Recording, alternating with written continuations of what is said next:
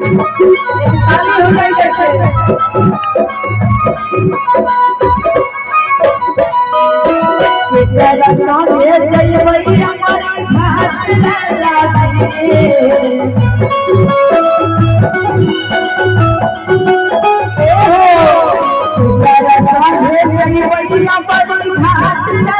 Light भोगे आवा कमची कदवा भाला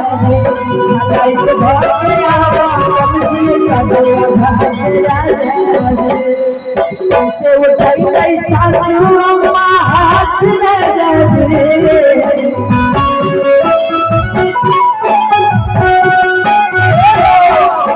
से उठाई गई सासू अम्मा हाथ न जाजी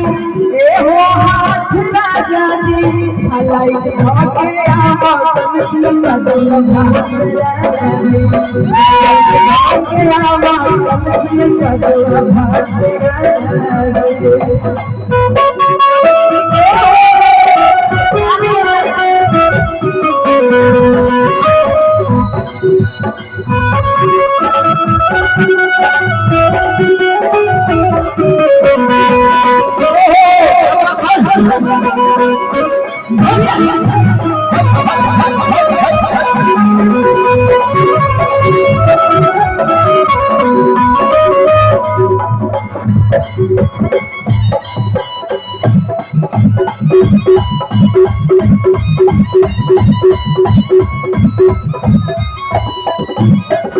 और कैसी है ये सारा सब मकई गए हम से बना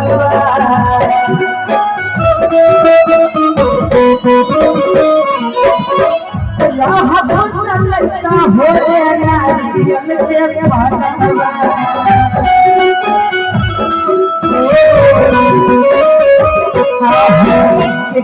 से मनई बड़ी हमाना दिल के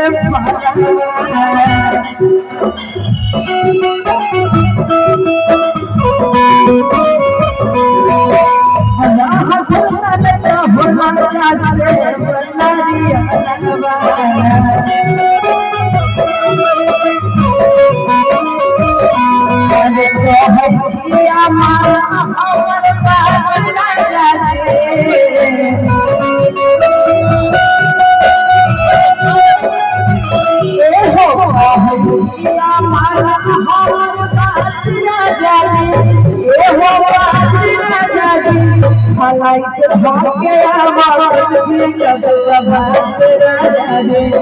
लाइट भागे आवा कमची कदवा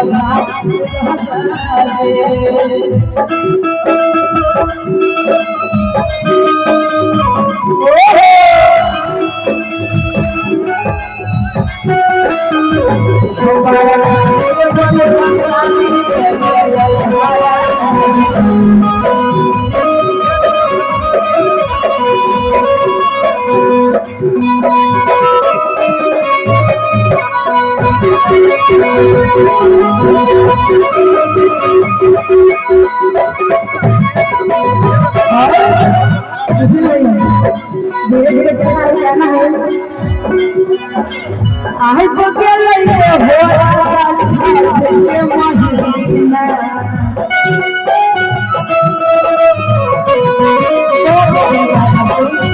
आई तो के लिए हो के महीना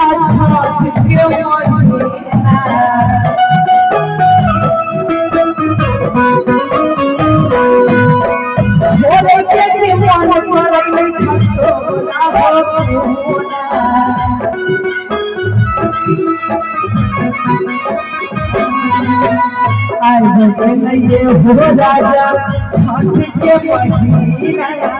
छोड़े के मन में तो करही का फूल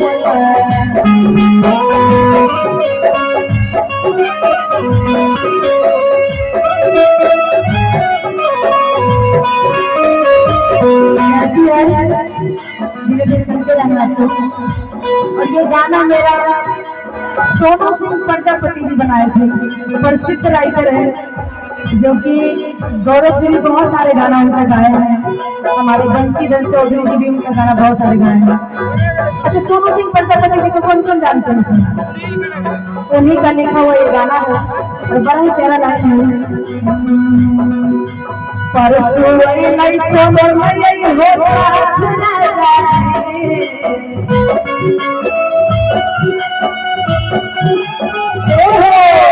परसों नहीं सोनो नहीं हो साथ ना जाए, नहीं हो साथ ना जाए। और की अंतिम बार संध्या का हाथों को काटे मैया रानी के नाम से कहता है, बोले छठी मैया की, बोले साचे दरबार की, बोले गंगा मैया की,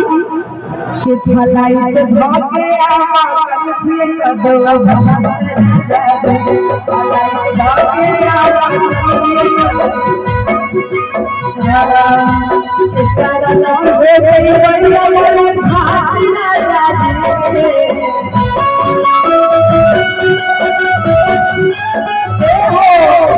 तेरा नाम हो गई बढ़िया घाट ना जाए, घाट ना जाए, भलाई के धोके आवा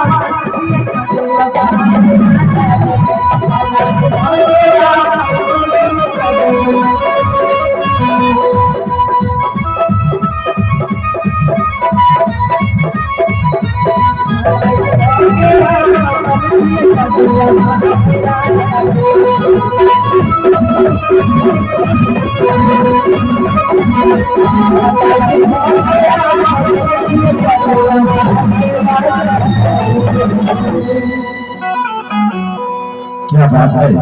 अच्छा लगा हो तो बहुत जोरदार ताली हो जाए।